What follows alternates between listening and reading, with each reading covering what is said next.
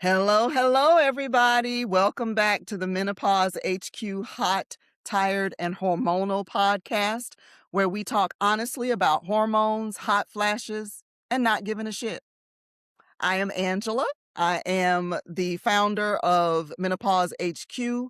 And at Menopause HQ, what we do is we want to make sure that we provide women with resources, women who are over the age of 40. We want to make sure you have resources to empower yourself so that you can advocate for yourself when you go to your doctor's office and for your doctor's visits, and you have the knowledge of what's going on with your body so you can take better care of yourself and have more grace with all of the changes that are happening in your body during your menopausal transition.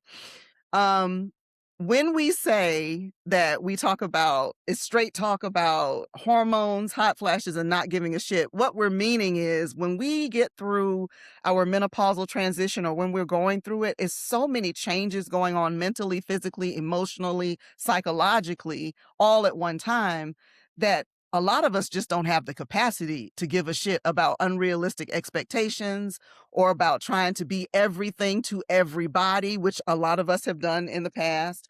And definitely about, we don't give a shit about suffering in silence anymore. So I actually created a little mug that says I'm all out of give a shit, all out of gas, right? And that is exactly how I have felt since I really reached the height of my menopausal transition. My co-host is Latalia. She is a nurse practitioner who is an expert in women's hormonal health. And she gives us all the educational information about what's happening in our bodies. So when we talk, I talk with her, we share personal anecdotes and experiences, and I ask her the questions that I think you would ask. With this podcast, our goal is simple. We want to help you ask better questions, advocate for yourself, and stop feeling like you're losing your mind. We definitely want to make sure you don't feel alone as you're going through all of this. And as always, this disclaimer, I have to say every episode, everything we share here is educational. Please talk with your own healthcare provider about your specific needs for your body. Okay?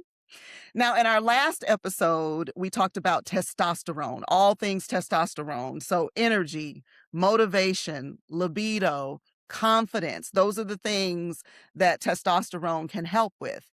And the episode before that was all about estrogen. So today's episode is about a hormone that doesn't get enough attention. And the thing is, when this particular hormone drops, you really feel it on the inside. It may not manifest itself necessarily on the outside, but you feel it on the inside. So today we're talking about what makes you have the trouble sleeping when you're going through perimenopause and when you're going through your menopausal transition. What about anxiety? What causes that? Mood swings, feeling overwhelmed for no clear reason, and waking up at 3 o'clock in the morning, staring at the ceiling with your mind racing, right? That hormone that causes all of that is a drop in progesterone. Now, before we get over to Latalia and ask her all about progesterone, I do want to share with you the shirt of the day. For those of you who have watched this podcast before, you know that every episode I wear a different shirt. And these are shirts that Menopause HQ sells. And everything that we talk about, you guys, is in the show notes. So if you go to the show notes, there's links to pretty much everything that we talk about, right? But today's shirt, and y'all, when I ordered this shirt, I don't know what was wrong with me. I thought I was ordering an extra large, but I ordered a 4X. So this shirt is really big on me, but I wear it as like a night shirt. But it says, I'm not having a hot flash. I'm just extremely warm hearted. And the letters are really big because this is a 4X. But yeah, so these shirts that I make and the mugs and things, when I was going through the height of all of my symptoms before I got on hormone replacement therapy, it was overwhelming is not even the word. I can't even explain how almost devastating it was. And it all happened around the time I was turning 50. So here I am trying to get used to the fact that I'm now 50. To me, that was a big deal. And I'm dealing with all of these symptoms of my body changing, going through my menopausal transition. And so, in order to embrace it, I thought, I've got to make some fun out of this. And I created a line of clothes, hats, accessories that kind of make fun of some of the things that we're going through. All right. Now, enough of that. Let's get into progesterone. So, Latalia, I want to start with you explaining to everybody what is progesterone and what is it supposed to be doing in our bodies? So, progesterone is another hormone that's produced by the ovaries. And once you go through menopause, you can have it produced by the adrenal glands. So, what progesterone does, I call it estrogen's Robin. So, it helps balance estrogen, it regulates the menstrual cycle, it helps support pregnancy, and it calms the nervous system, supports sleep and mood, and things like that. So, it supports a neurotransmitter called GABA. It stimulates that. That's why it helps you calm down, stay rooted, relaxed, and everything. So, one thing I want to tell you my little story about progesterone, because that has been the hardest hormone in my entire life. So, when I was young, of course, in my early 20s, I became a nurse. I was a registered nurse in my early 20s. So, I had a whole lot of stress. But, I told you guys earlier that I had three miscarriages. And what was happening was I didn't have enough progesterone to match my estrogen. What progesterone will do and how you can lose pregnancies, elevated progesterone, when your progesterone is high enough, it stops uterine contractions. It slows them down. So your uterus become erratic when you don't have enough progesterone. So at 6 weeks, I started losing babies, and it also helps with the uterine lining. And I had to have a cerclage, so that was a stitch in my cervix to keep my baby with my son that I did give birth to. So that is one of the greatest benefits of progesterone, that it supports pregnancies. Interesting. So for let's talk about, I guess, outside of pregnancy, which I never knew that. I mean, Mhm. I learned about progesterone, I learned about estrogen, all those different and testosterone when I was in college, but I guess I did not realize that if your progesterone levels weren't high enough, that that could contribute to you possibly having a miscarriage. I'm not sure how many women know that. But outside of pregnancy, when progesterone levels start to decrease, what happens then? So you start becoming more anxious. Things start to overwhelm you easily. You don't sleep well at night. Some people can have night sweats. It's more of a progesterone issue when you have night sweats, estrogen with hot flashes. And so people get really irritable. And that's why I said that 97% of women will not need anti anxiety or antidepressants if their progesterone was managed. So, the brain wakes up more, things like that. So when you have low progesterone, like Angela said, it's internal. You people don't talk about progesterone that much. And people feel that when you do not have your uterus and you've had a hysterectomy, that you don't need progesterone. I highly disagree because we have progesterone receptors in our breasts, we have progesterone receptors in our brain. Progesterone helps in the bone. So it's all over the body as well. And so it helps balance. So think about when you have that bloating feeling with estrogen. And I said that progesterone is estrogen's Robin. Progesterone is a diuretic. So if you want to get rid of some fluid and you don't have progesterone, then you will have that bloating. Another thing that progesterone will do, I'll tell you a story about one of my clients. She had a high cholesterol level, and I was like, what's actually going on? So when you have only estrogen only, it can bind the thyroid gland. And when it binds the thyroid, your cholesterol levels can go up because your thyroid helps remove cholesterol from the liver. So when you just have estrogen, it binds that thyroid and it doesn't help remove cholesterol from the liver. But when you have progesterone on board, it helps to create that distance between so you can start having the thyroid being unbound and helping remove the cholesterol from the liver. So that's why you need a balance of progesterone often. Woo, that's a lot. And I have gonna probably say this every episode, but I, am a member of several menopause groups on Facebook, and I read some of the things that women say, and I've had several women say to other women, because women will come on and they'll ask questions because they just really don't know what's going on with their bodies, and other people will give them advice. Sometimes it's advice that I think and I shake my head like, "Why did you tell this woman that?" Yeah. Right? And I sometimes will say, "Please don't spread untruths, Mhm. please," because people will believe you, it doesn't different hormones don't affect everybody the same way. But I've Exactly. had several times that I've seen women advise other women in those groups that if you don't have a uterus, you should only be on estrogen and not progesterone, and I speak up because I do not have a uterus. I have my ovaries, but I don't have a uterus, and I'm on 200 milligrams of progesterone. Had it not been for progesterone, I probably wouldn't sleep well at night. I Mhm. get a good 6, 7 hours every night for the most part. Mhm. Mhm. And I was also one I probably had, if I had to guess, less than 10 full hot flashes the whole time in my 40s and 50s. And when I Mhm. say full hot flashes, I mean, I've seen some of my friends have hot flashes and water is literally just streaming, they're just burning up. Mhm. I really haven't even had that level of hot flashes, but night sweats? I That have was bad. been in the bed and it woke me up, the sweat dripping because I could feel it and it felt like something was crawling on my skin, but it was sweat. And my whole side of the bed would just be wet from me sweating all over my body. Now that has happened, I can't even tell you how many times. So when Mhm. you said that low progesterone, contributes more to night sweats and estrogen contributes more to, hot flashes, it made me think about, so then when I was going through all of those fluctuations, maybe my progesterone levels were much, much lower than my estrogen levels, and Mhm. maybe that's why I didn't have as many hot flashes, but had a lot of night sweats. Absolutely. Interesting. Mm. So I've heard women say things like, and I definitely felt like this.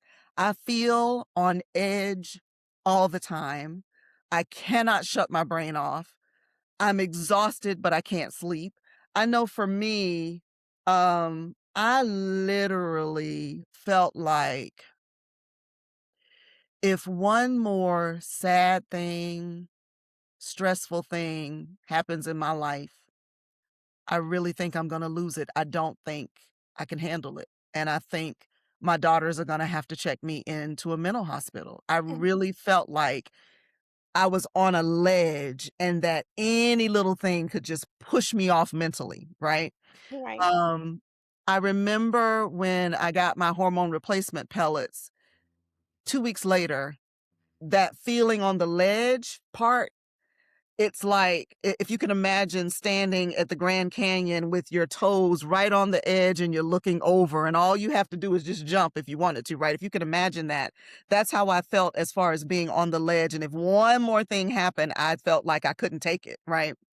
When I got on my hormone replacement therapy about 2 weeks late after I started, I was way, way, way back off the ledge. Now, I still remember feeling not quite normal, not quite, like I could conquer the world, but I felt a whole lot better than I had, before I got with the progesterone, the testosterone, and the, estrogen. I just didn't know that it was the progesterone that helped me with that, and also I had high anxiety, and the anxiety went away as well, so I'm Mhm. very grateful for that.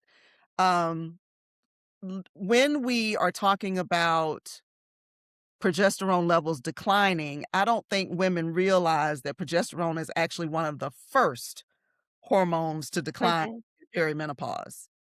Yep, absolutely. Because usually, sometimes progesterone drops first. Like I said, I had problems with progesterone in my 20s. And I think some people think it's all or nothing. And I think women in perimenopause, even having menstrual cycles, sometimes you need to treat one of your hormones. Sometimes it's not, let me replace all three. Sometimes your progesterone definitely needs help. If I had been on progesterone, I definitely I could have given birth to my children, the ones that I lost. So progesterone is something that is like the little quiet storm that people don't pay attention to, but it happens, it's tied to ovulation, and ovulation is when you release an egg. So during your regular menstrual cycles, your perimenopausal years, and things like that, some women may not ovulate. You still can have a period because you have, estrogen and things like that. So some people just don't, ovulate and have a whole lot of progesterone. That's why you have to have your labs drawn, like day 19 through 21, just to see what your progesterone levels are, especially if you're still menstruating. So that's very important. Mm-hmm. So when I've seen women say, and I'm not a healthcare provider, so I don't know nearly as much as Latalia knows. So when I look at these menopause groups, sometimes I wish I could just have Latalia in my back pocket so we could answer questions for these ladies, because I've had several women say, I haven't had a period in 10 months. Could I still get pregnant? Yes. Yeah. And these are women who are 49, 50, and they're like, "Could I still get pregnant?" And women in the comments will say, "Yes, you can." Or, again, there's misinformation out there. You have to be careful when you put questions like that in a public forum, because you're getting not clinical expertise, but people's opinions a lot of times. So you have to be very careful when you're getting people's opinions on what's going on with your body. That's why we say, please consult your healthcare professional. But I guess when progesterone levels drop, like Latalia was saying, if you may or may not ovulate, I wouldn't necessarily want to play Russian roulette with that. So Talia, if you go 12 months Hmm. without a period, Right. could you still get pregnant? If usually no. If you're 12 months and you haven't seen a period, then we classify that you're in menopause. Like I said, you can draw labs like FSH levels will tell you, when they rise, basically saying that the follicle stimulating hormone is trying to stimulate the ovaries to produce an egg. And it keep going up because it's knocking and nobody's answering. So Mhm. the quality and quantity of your eggs have declined. So it's like the end of your reproductive years. Okay. All right. Well, ladies, you hear that. If you have not gone a full 12 months without a cycle, I wouldn't hedge my bets that I wouldn't be able to get pregnant. But also Let's too, I tell go people, I say this, you know, you could have something wrong because some women just don't pay attention to their menstrual cycles and they ahead. go years without a cycle. And then one pop up. And I'm like, you need to get that checked. If you don't have any underlying health issues and you're within the menopausal age and you have not had a hysterectomy and you're not in surgical menopause, then you naturally go 12 months without a cycle. I would say, you're at the end of your reproductive years. But some women I have talked to have taken care of, oh, I hadn't had a period in 3 years, and they're 32. And then at Why? 34, nutritional imbalances, stress, it could be so many different things. I think sometimes if you have an erratic thyroid, you might have some issues with your menstrual cycle. Mhm. Some medications, like Abilify, is a antipsychotic that can cause you to not ovulate. Your prolactin level in your brain can go up from certain medications, and you may not ovulate. Um, so just several different reasons. That you may not have a menstrual cycle, not ovulate. I'm sorry, and they don't pay attention to it because some people think that a period is just aggravating. They're like, "Okay, it's gone. I don't even care if it comes back."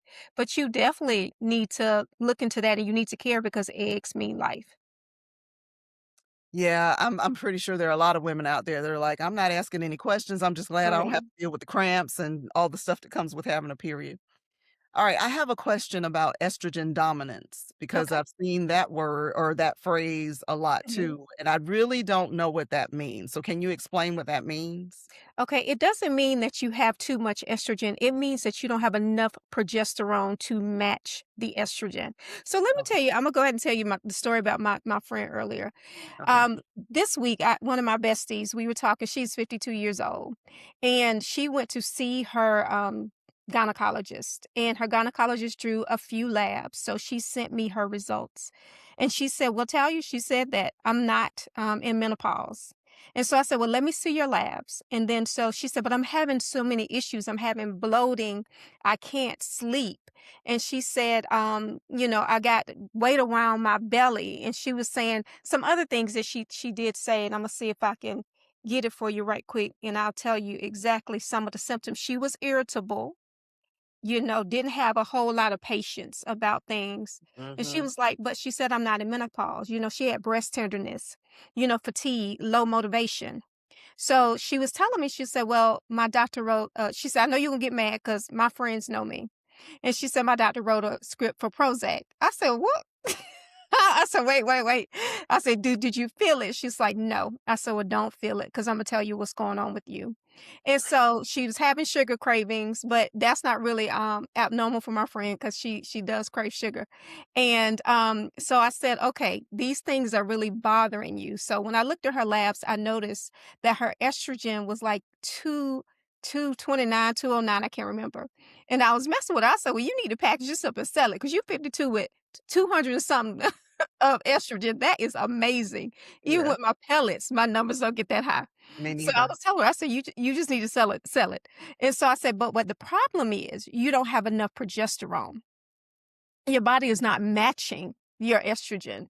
So you got a whole lot of estrogen output, but you don't have enough progesterone. So that's why you have the irritability. That's why you're not sleeping because Yeah. it's not stimulating your GABA. It's not helping your neurotransmitter, and that's why you Mhm. have, breast tenderness and all this kind of stuff and fatigue and low motivation because you don't have any progesterone. So she's still having cycles, not even sure if she's ovulating. But and I said, if you take a progesterone, and one thing I got to tell women is that if you still have a menstrual cycle, you have to take progesterone cyclically, meaning that you have to take it during the time that your body would naturally produce it. You can't take it around the clock like me and Angela because we're menopausal. You Mm. have to take it day 14 to day 28 and stop. Okay, Mm. so your body has to recognize there's progesterone on board, but you have to stop it, for the phases of the menstrual cycle. So you can't just take it around the clock. You're gonna stop your cycles. So that's one thing that's very important to know. So I told her once she gets some progesterone, some of those symptoms would definitely go away. But it was dismissed at her doctor's office. She was like, "I'm gonna give you some Prozac. You're fine. You're not menopausal," and that's not the case. She's peri and she's struggling, and Prozac is not gonna do a damn thing. I'm sorry. That really burns me up, right? We talk about Mhm, this a lot, how doctors, will just write a prescription for one of your 20 symptoms and give you an yeah, antidepressant. That happened to my mom, mhm, and I was livid. Her doctor did not even touch her to examine her, and I had a whole list of symptoms that, she was experiencing, and he ignored all of those, asked her was she depressed, and gave her a prescription for Zoloft, and I politely said, "Can I have her chart, please? We're leaving, and she's not mhm, coming back."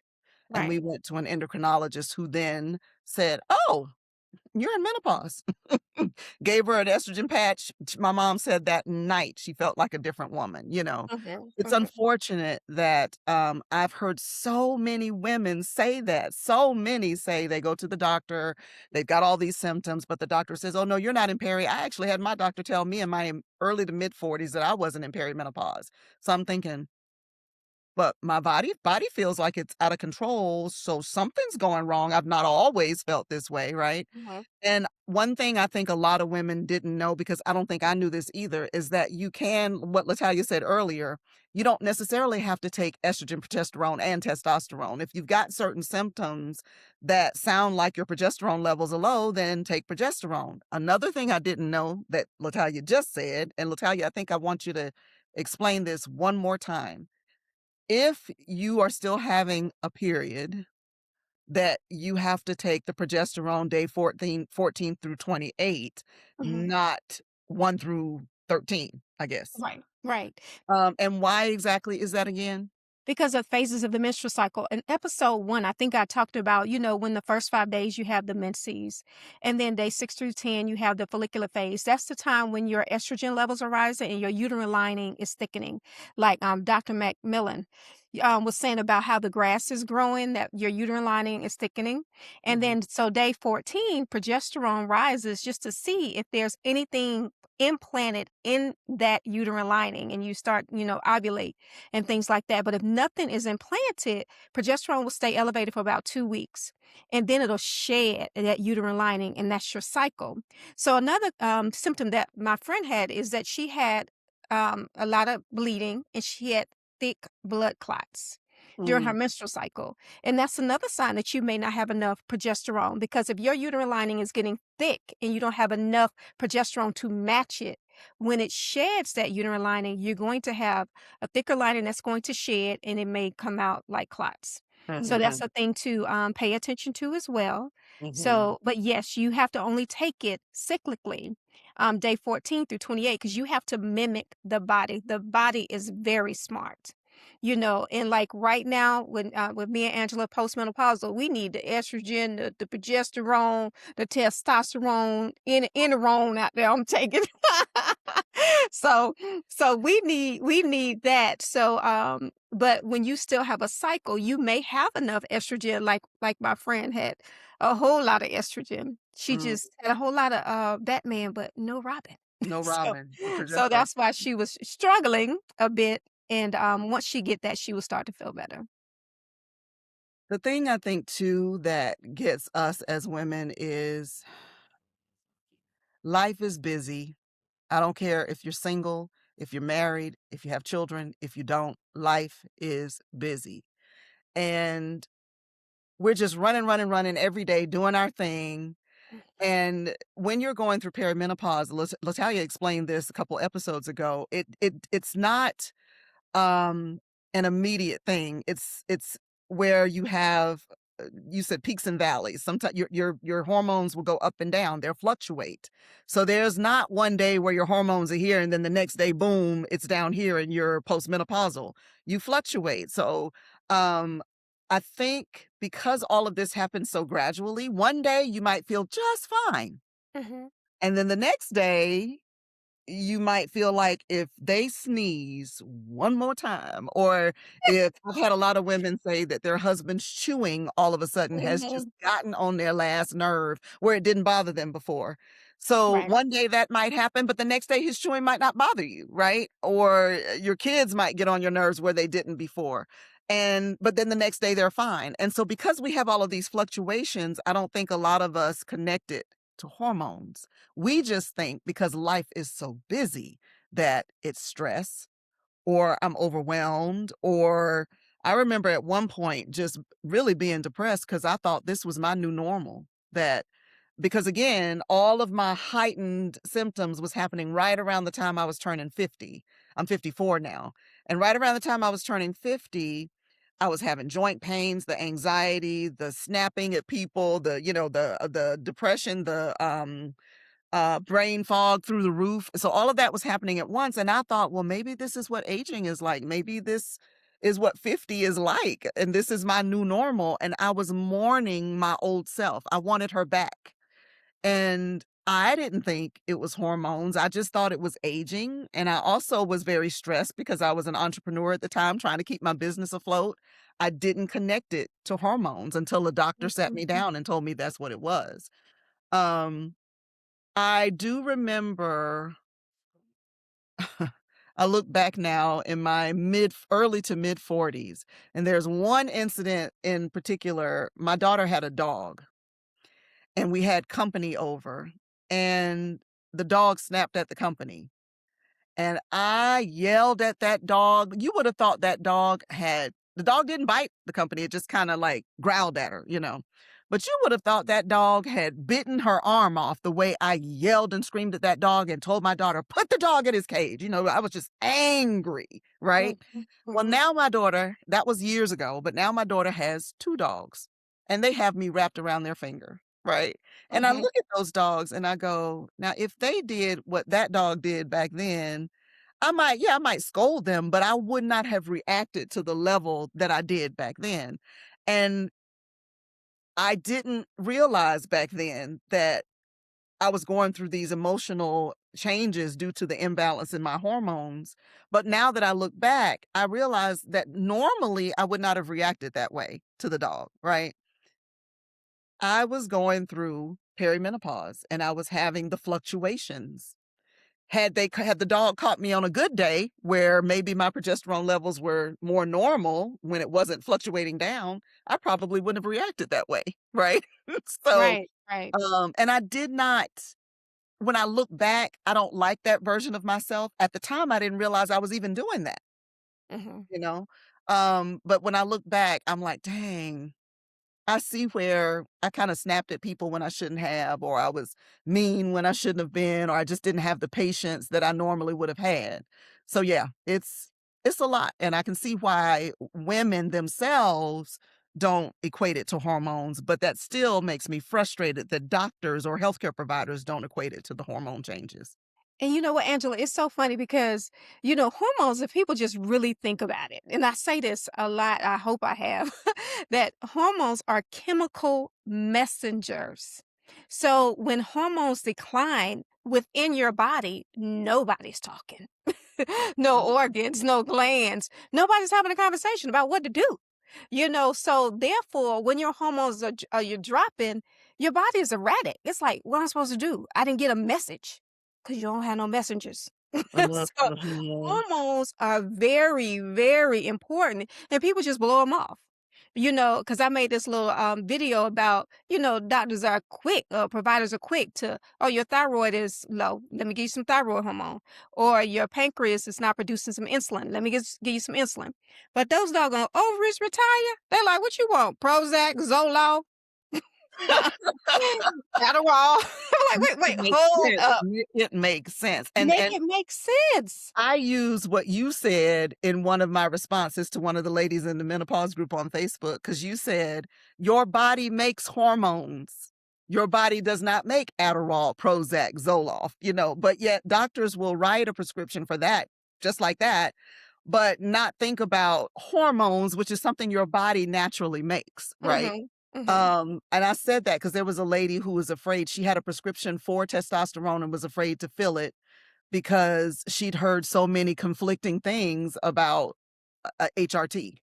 And I said to her that I host a podcast with a nurse practitioner who has said that your body makes hormones. So you shouldn't be scared to at least try it and see how it works with your body. Everybody's body is different.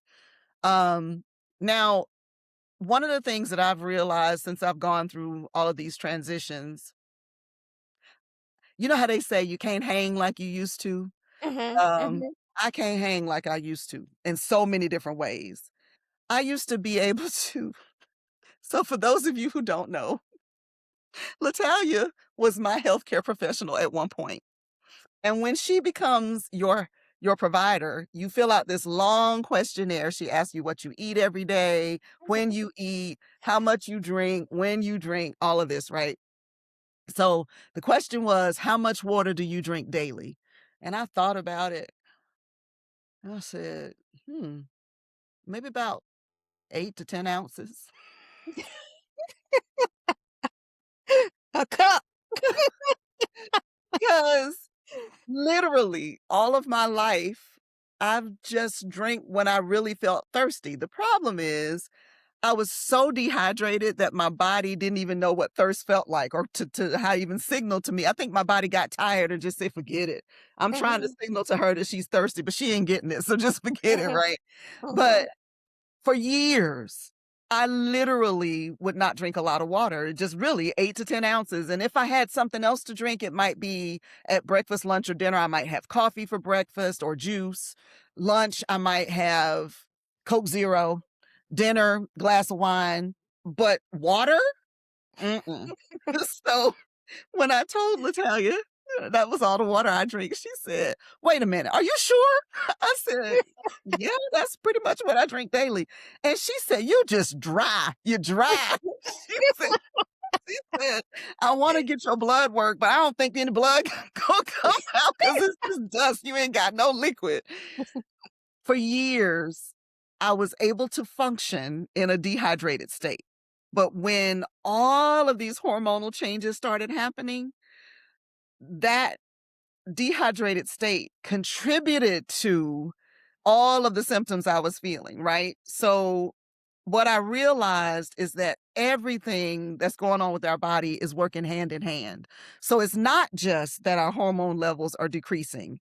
It's also that you got to eat the right nutrients. This is more important now in our life, I think, outside of being pregnant. You got to eat the right nutrients when you're pregnant, but Mhm, outside of that, I think all of these changes that are happening in our bodies, and Latalia, tell me if I'm correct or not, mhm, exacerbates why we have to have the best nutrients, why we need to stay hydrated, why we need to exercise, and why we need to sleep so that mhm, our bodies can rejuvenate. The problem is when your progesterone levels are low, a lot of us are not getting good sleep. So I had many nights where I would wake up. If it wasn't from a night sweat, I would just wake up and just be laying there knowing I got to get up at 6, 7 o'clock in the morning to go to work. And it'd be 3 o'clock. And I'm literally laying there until about 5:30 when I finally get sleepy again. And then I'm only asleep for another 30 minutes or so before my alarm clock goes off. mm, That lack of sleep would then contribute to the irritability I was feeling because of the low progesterone. It would then contribute because as you get more and more nights of not good sleep, then the culmination of all of that can cause you to be the brain fog to be worse, mhm, your irritability, your depression, all of that to be worse. And then in the middle of the night, because I was dealing with anxiety, my brain is racing. And I mhm, remember my anxiety was more of a doom feeling like something bad is going to happen. I don't know what, but my brain would start racing. Well, what if this happens? And what if that happens? And what if this happens? And what if that happens? And I couldn't stop it. Right. So when you wake up in the middle of the night and you're wide awake and you cannot just roll back over and go to sleep, a lot of women think it's stress because your brain is racing. You're thinking, well, I'm stressed out. That's why I'm thinking about all these things because I've got a lot of stress. But that may not be it. It could be your hormones fluctuating. Now, tell me, am I right or correct anything that you need to correct mhm. about what I said? Yeah, I mean, you are absolutely right. I mean, because like I said, before, they're messengers, so they send signals. Just like the analogy I use, breaker breaker 19. So that's what your hormones do. They send signals, and they send communication to the rest of your body. So if something is not right and something is erratic, just like we talked about with estrogen and the hypothalamus that regulates temperature, and the estrogen basically helps the hypothalamus regulate your body temperature. So when you don't have any estrogen, your hypothalamus is like, oh, I think she hot. She might be cold. Let me know. Then your temperature go up. You see, you start beating up with sweat. So it's like, what am I supposed to do? Because I don't have any communication going on.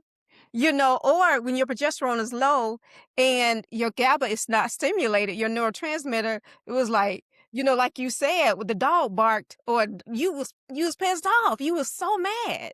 If somebody chewing loud, like you said, if it was getting on your nerves, or some at work that was you can go out and then cut somebody's head off because you're so angry, Yeah. because there's no messengers, there's nothing influencing anything in the body because your hormones are so low.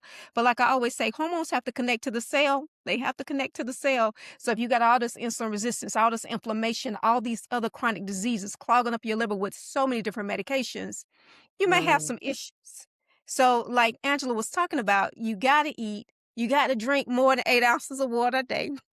Which is hard. I know sometimes I get like that sometimes. So, and being a nurse practitioner, I know how important it is, but you start doing other things. But you have to focus on your lifestyle. This nothing is magical. And that's what I tell people. There are no magic pills. You have to still do the work. Some people don't want to do the work. But like you Mhm. still gotta do the work. You still have to do your part. Exercise, trying to get sleep, not just progesterone, but it has to connect to the cell to function correctly. So the way I think I'm hearing you say, and the way I visualize it in my brain is the dog snaps at somebody.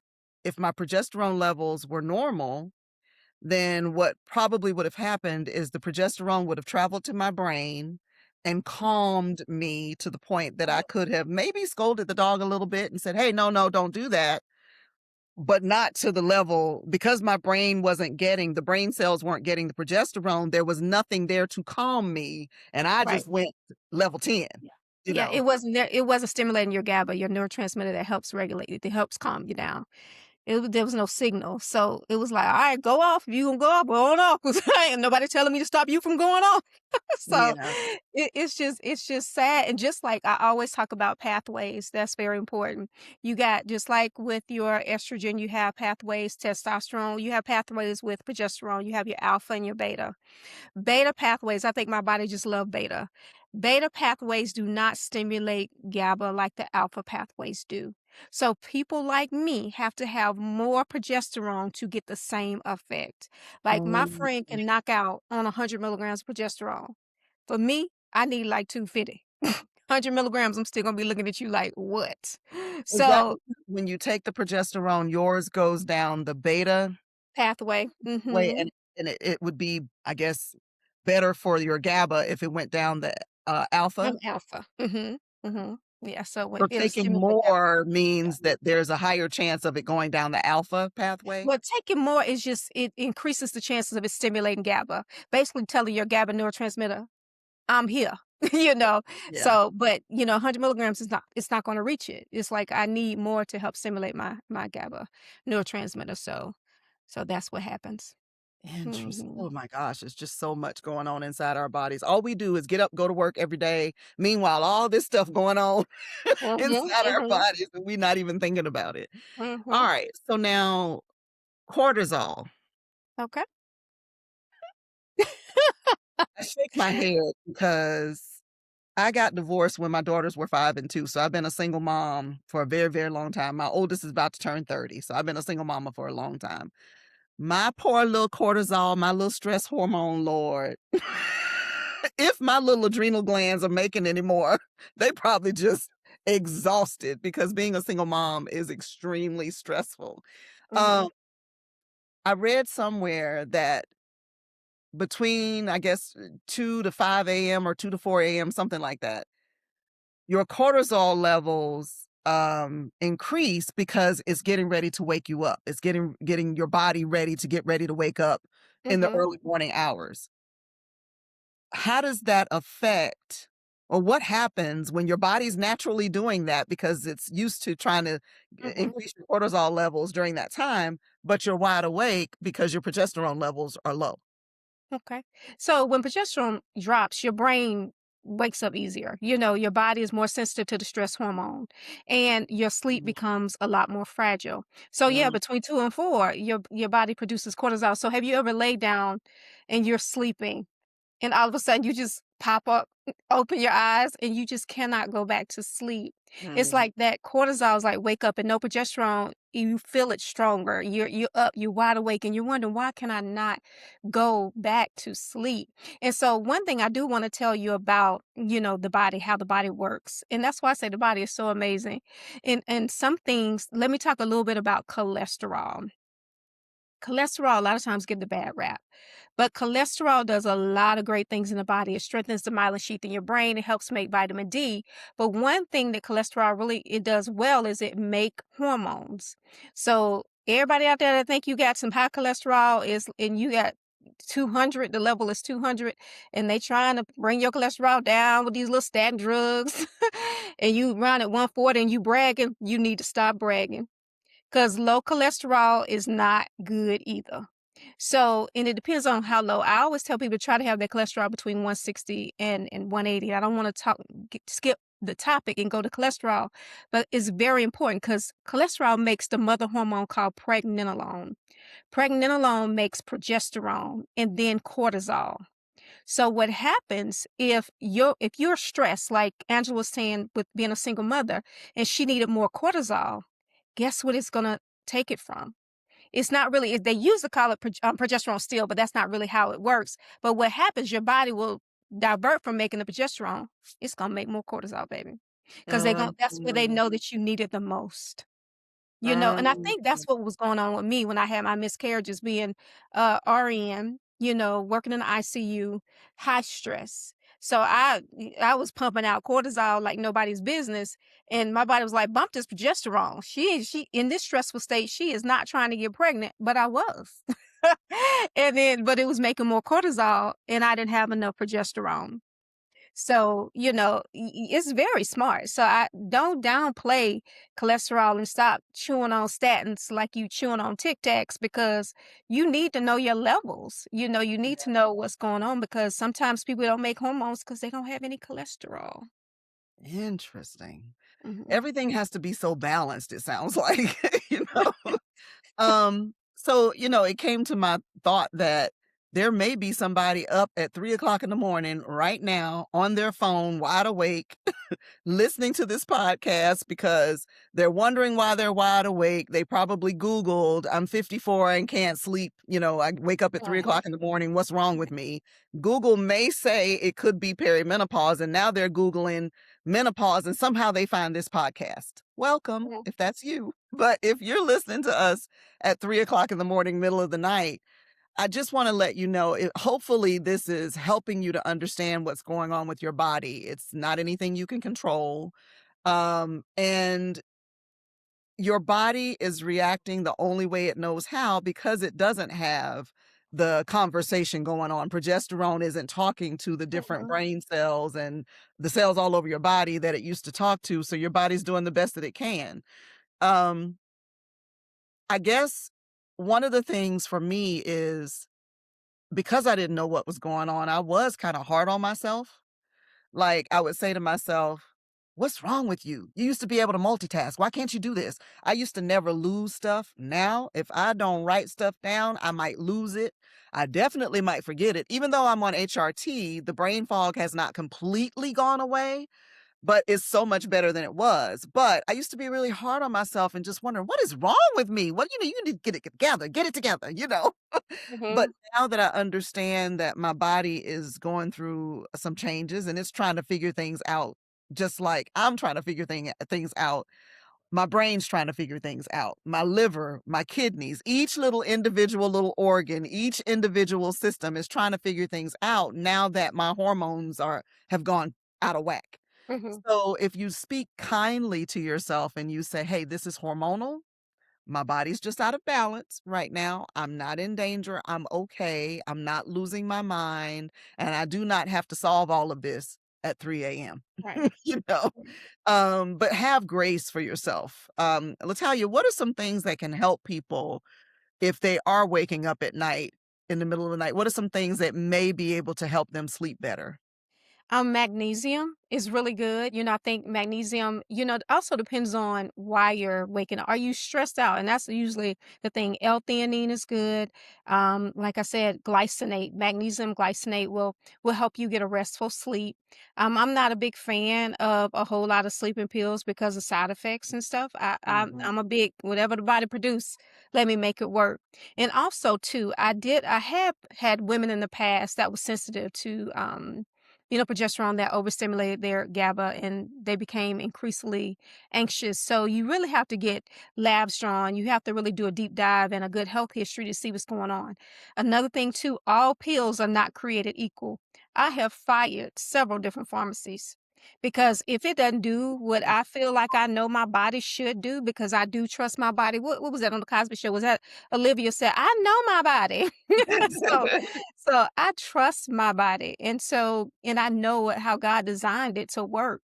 So even though I'm taking a pill, outside of, my body, it's identical to what my body makes, see the structure of it. So this pill is supposed to work. Maybe I need a higher dose. So it's supposed to work. So I've had pharmacies that I've tried, compound pharmacies, and I was like, oh, I'm not sleeping on this. Something is wrong. I've gone to different ones. It's not working either. And I found one. I found a pharmacy now that I absolutely love, and the progesterone is just top tier. So Mhm. don't give up. If you are taking progesterone, you could possibly need a higher dose if it's not working for you, or it could be the pharmacy. The formulation is not strong enough for. Because I've had cases where I've had estrogen creams at first, and I'm like, this got to be Jergens. This is not. estrogen cream because this is not doing anything. So, you just kinda have to shop around and you have to trust, your body makes hormones. So, if you find a quality, pharmacy and you try their products and it works, that's what you need to stick with. But yeah, to get some sleep at night, listen to some music. Sometimes people do yoga, Mhm. take some deep breaths, magnesium again, L-theanine, but those are some natural ways. I know for me, when you said not all pills are equal, I have Hashimoto's, which is a thyroid autoimmune thing. And I remember when I first got diagnosed, I tried Armor Thyroid. I think is that made out of pig thyroid or Mhm, something? Yeah, pig. mhm, It mhm, didn't do anything. And we tried different dosages. It did not. I still had horrible fatigue, joint pain, all the things that you get with Hashimoto's. Well, then my doctor said, okay, let's try a compounded version of T3, T4. And that has worked for me. For whatever reason, Armour Thyroid doesn't work and it's cheap. I wish mhm, it did work because the mhm, compound T3, T4 is not cheap. mhm, But I had to learn, I had to try different things to figure out what worked for my body. Same thing with the progesterone. For a long time, I was doing compounded progesterone. And one time when my doctor called in my refill, I have some medication that I get from CVS. And she, instead of sending the progesterone to the compound pharmacy, she sent it to CVS because she was thinking all my medicines went to CVS. And CVS said, "Okay, that'll be with my insurance." I think it was like $10 for 90 days worth of progesterone. And I mhm. remember thinking, because the compound is not that cheap. And I Right. said, "You know what? For $10, I can try it, and if it doesn't work, I'm only out of $10." And it worked. Okay. So I said, "Well, thank God." I saved Mhm. a lot of money by it being able to but, again, one of the things I know because I've been in the pharmaceutical industry a long time professionally, all generic medications are not the same. They have the active ingredient of the drug in it, but then the additive ingredients that form the rest of the pill can be very different depending upon who made the generic formulation. So you might take a generic, I don't know, progesterone or something, or even a high blood pressure pill that's generic from one manufacturer, and it may or may not work for you. You could take the exact same medication, another generic from a different manufacturer, and because they use different ingredients to bind all the medication together, it could work for you. So, yeah, I agree with you, Latonya. The hard part, though, Mhm. and my heart goes out, oh Lord, to anybody who has not found the right combination yet, because Right. it takes a while, and that is the hard part because I think you've said before when we draw our blood, it's just a moment in time a lot of times for because our hormones are fluctuating. So it may take a while for you to kind of play around with the dosages and till you finally realize, okay, well, maybe this formulation doesn't work. I know for me, I was on a estrogen patch for about a year with no relief because we kept titrating trying to get to a higher dose of estrogen patch and then we'd have to wait a while to see if that dosage worked, maybe a month or 2 or 3, and then we titrate up, and finally, it was like, "Okay, I don't think your body's absorbing estrogen this way," and that's when I went to the pellets, but during all that time, I still had symptoms, and I'm frustrated, and you might Mhm. just think estrogen doesn't work for me, but that's not necessarily true. It could just mean that that particular formulation or, that route, it could be cream, and maybe cream doesn't work for you. Maybe you need to have a different way that you get the hormones, and for me, pellets work, and I'm not Mhm. changing anything. I'm found my combination that works. I ain't And but one thing too, progesterone comes in like, pill formulation creams, so there don't go out there asking for some progesterone pellets 'cause you it's usually it's estrogen and, testosterone, but one thing I was saying, just like my friend earlier, she has, sugar cravings. So sugar lowers progesterone. mm, So just know, even if you take it, it can you out there snacking on donuts and things like that, and you wonder why you feel like it's not working, you still have to look inward. Because a lot of times we want to blame, well, I went to this doctor and they did this and them hormones didn't work. Well, what did you do, ma'am? What yeah, did you do, sir? And I always have to ask you out, you are your best advocate. You know what's actually going on. Just going back to the situation when I was in family practice, And so many people used to get mad because they'll be coughing and you'll give them something for a cough. And they'll come back yelling, "Well, this didn't work, but how about the, pack of cigarettes you smoking every day?" You know? So, so I'm just saying, you gotta take responsibility for what decisions you making for your own personal life. So, that's the thing, you really have to look inward when things don't seem to be working, but like Angela said, don't give up. You have to play with dosages and see what's best for you. Yeah, yeah. One thing that happened for me as far as sleep, and I didn't think about it until just now when we were talking about things that could help you sleep better. My daughters have been using weighted blankets for years, Mhm, right? And they each have one, and they would sleep with it, and I never tried it, never thought I would ever want it. And I also remember my mom for many, many years, she's always been one that even if she doesn't need a blanket or something on her body, she's got to have something over her feet. So mhm, she could be taking a nap on the sofa, doesn't need a blanket, but she's got her feet under a blanket, under a pillow, something. And I asked her a long time ago, like, why do you do that? And she said she liked how the pressure felt on her feet.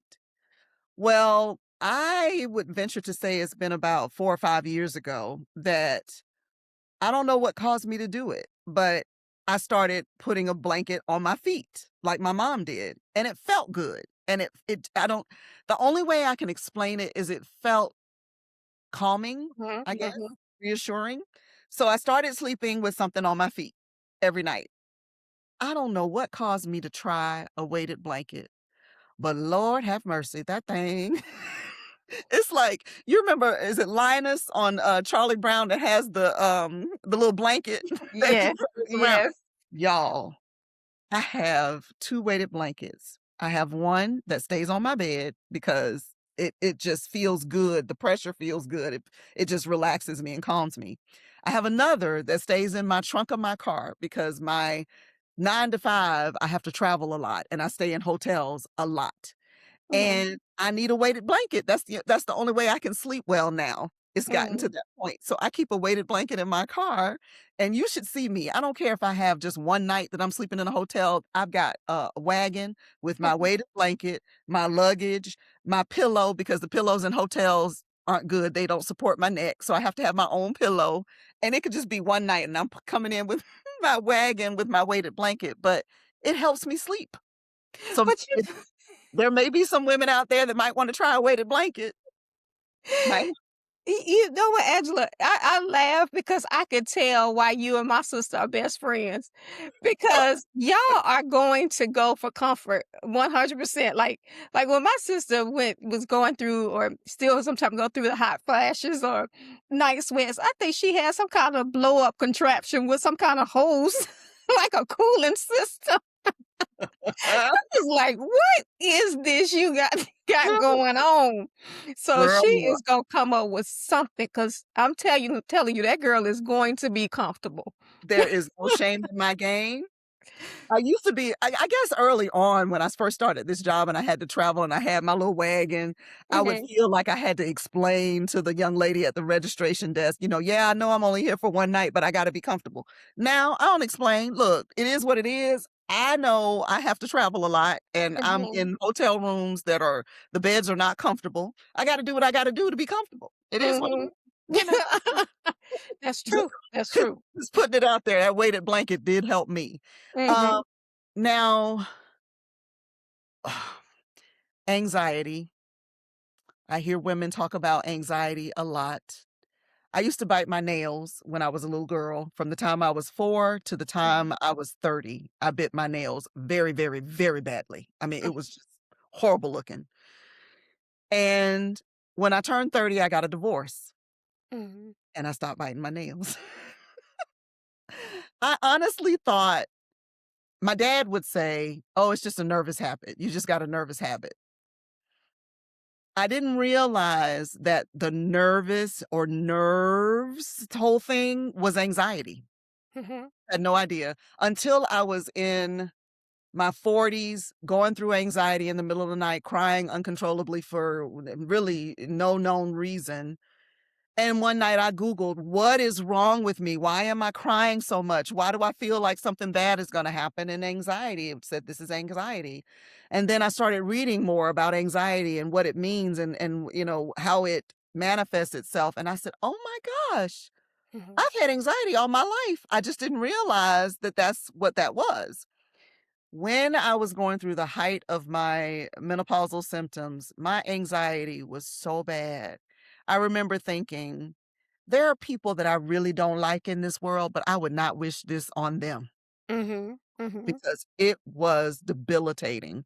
And I hear women talk about driving anxiety, how that there was no problem with them driving before, but all of a sudden they get in their car and now they're scared they're going to have an accident or scared that they might forget how to drive or whatever. And all of that is a result of low progesterone, right? Mhm. Mhm.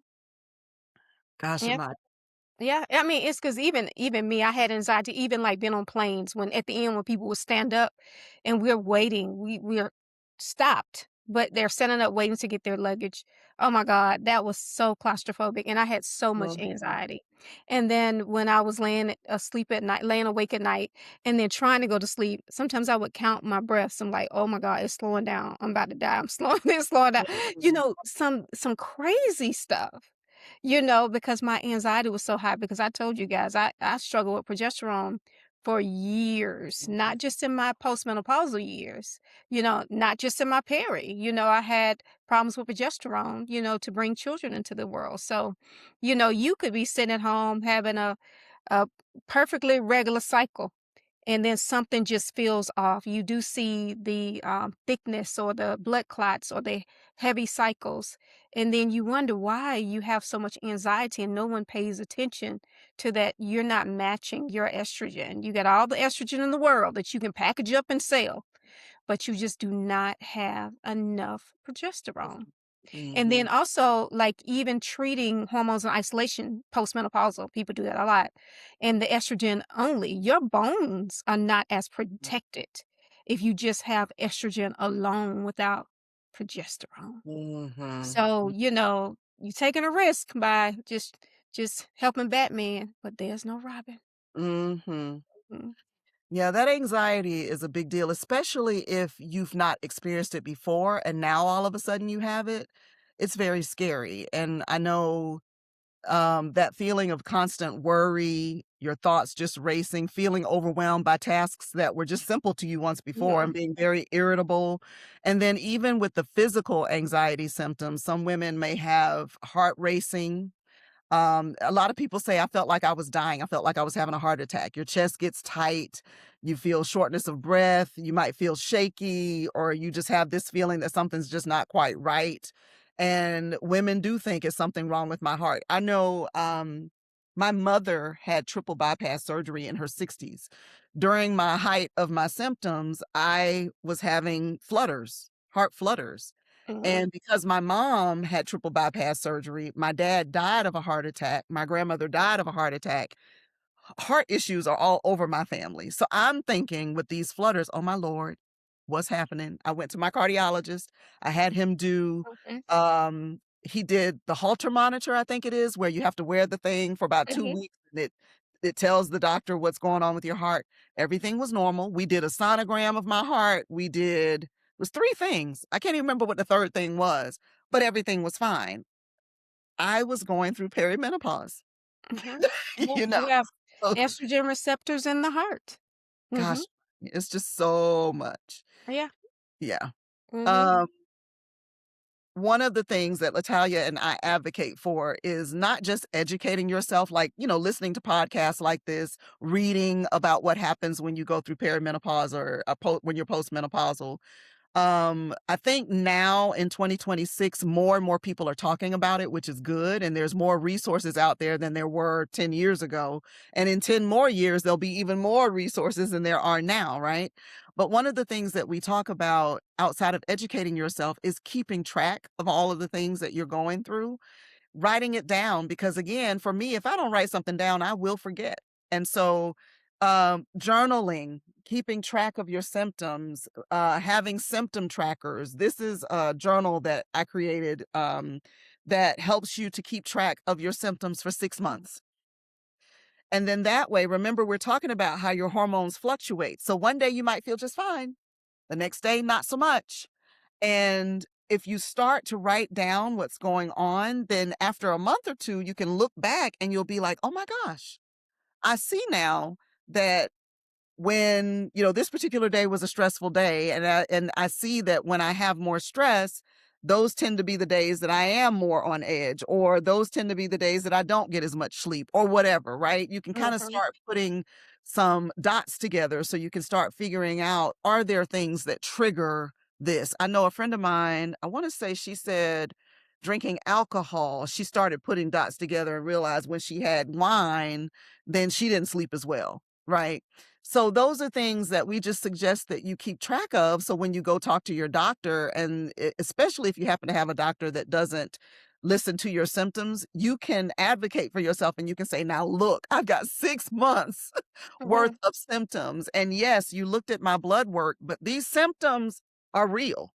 Mhm. And I want to talk about, what are you going to do to help me with this besides write me a prescription? We need to figure out what's causing all of these symptoms, and in conjunction with what's going on with my blood work, right? So that's why we're here. We want you to be able to advocate for yourself. Don't be afraid to speak up. Don't think that just because your healthcare provider said something, that it's the gospel. Listen to your body, listen to your intuition, and fight for what you think is right for your body. That's what we want you to do. Um, Now, as we near the end of this particular episode, I just want to make sure that women understand that um, when it comes to progesterone, I asked Latalia, why is it that we tend to talk about estrogen and testosterone more? And she said, because estrogen and testosterone, when those levels decline, you can literally see the symptoms. So you start having hot flashes.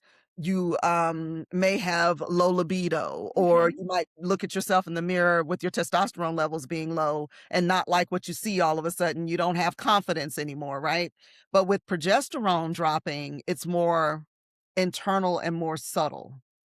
So we don't talk about progesterone as much, but it's just as important because it does balance your estrogen and it does help with the irritability and all of that. So I encourage women out there who may be afraid of trying progesterone hormone replacement, give it a try. It could help with your mood, right? So Latalia, is there anything else that you want women to remember from this episode? Okay, also too, I want to touch on one thing before we go. You talked about Sure. alcohol. I Please. actually stopped drinking any kind of alcohol when I went into menopause because of the hot flashes. And Mm, what happens, your liver is very smart. So your liver is going to detox the alcohol before it detoxes any hormones. You have to detox or methylate, basically, empty out those hormones so you can make room for new because you don't want hormone stacking. So therefore, you got to get rid of that. But your body says, okay, they have alcohol in the system. I'm not going to detox the hormone. I'm gonna detox the alcohol first. So you mm, may feel some of these more hot flashes, and things like that. So that's what happens. You start to get more hot flashes when you drink a lot of alcohol for that very reason. So just kind of pay attention to your body. I truly feel that chronic diseases wouldn't be so rampant if we focused a lot on women's hormones. And I mm, know it's some women out there that are not candidates, but it's a lot of women out there that are. And the misinformation scares women and they don't want to try it and they're so concerned. But get evaluated, have labs drawn. Unfortunately, insurance doesn't cover pellets. mhm, And so, because a lot of times, a lot of research wasn't done with the testosterone for women. They kept thinking it was a male hormone, which is so untrue. And so it's cash pay for a lot of the hormone therapies. You do have the progesterone and estrogen patches that can be covered by insurance, but if you want it compounded, you have to pay the cash pay price. So I don't want you to be discouraged because there's things out there we can try. But that's just something I wanted to put out there for the public to understand that because of the research and people not understanding in the research that women need the help. They need the estrogen, the testosterone, the progesterone, because they do amazing things for the body. Mhm. And we're so happy that we're helping you through your journey. And if anything that myself or Angela has said that can help you, I am so blessed that she started this podcast. And if you need me in any way, I'm with the Final Flow, and I also work at Renew Infusion and Wellness in LaGrange, Georgia, with Dr. Baker. Yeah, again, everybody that's listening, if you look at the show notes, there are links to pretty much a lot of the things that we've talked about during this podcast. So if you want to find Latalia, her contact information is in the show notes. If you are interested in tracking your symptoms and you need a journal to track for maybe 6 months, there's a link in the show notes for that. If you don't know what questions to ask your doctor, especially if you happen to have a healthcare provider that is dismissing your symptoms, we have a list of questions that you can ask, still be respectful of their healthcare expertise, but push back a little bit to get them to see that you know a little bit about your body and that you want them to take what you're saying seriously and work with you in tandem to figure out how you can feel better. So we have a list of questions you can ask your doctors. We have a 4-week symptom tracker. Latalia wrote a list of medications that you could probably just stop taking if you got your hormones balanced. And that is part of what we call the listener starter pack. That link is in the show notes. So if you're interested in any of that, please feel free to read the show notes and get that information. And one last resource that I want to point out that's in the show notes is if you want a physician that you are pretty confident and know that they have been trained in menopause and in women's hormonal health, there is a link in the show notes of a website that you can put your zip code in, and it'll tell you people in your zip code who have been trained in menopause, because not all doctors have been. All right. So today we talked about progesterone. Our next episode, I'm really excited about because this is episode 6. I can't believe we finished 6 episodes already. And so what we're going to do in episode 7 is we're going to recap the first 6 episodes and we'll answer questions that some of you may have. So if you have questions, put them in the comments. We read the comments and we will respond the best we can.